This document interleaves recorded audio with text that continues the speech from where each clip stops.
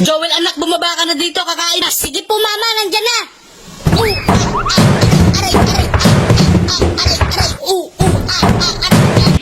Tanga-tangang hagdanan to ah. Oh, bakit? Ano nangyari? Ano lang akong nanagdanan na tanginan to, tanga-tanga. Nako, yan ka na naman eh. Lagi ka na lang nagsisinungaling kahit kasalanan mo na. Tuturo mo pa sa iba, pati hagdanan pagbibintangan mo kung di ka ba naman bobo. Totoo naman yun ah. Nako, tigilan mo ako. Maligo ka na nga. Tignan mo itsura mo. Oo na. 1 hour later. Joel, anak, nandito na yung mga damit mo. Tupiin mo na to para mailagay mo na sa... Teka lang, anong ginagawa mo dito sa kwarto ng anak ko? Pakilaban mga damit ko. Kapal mo naman.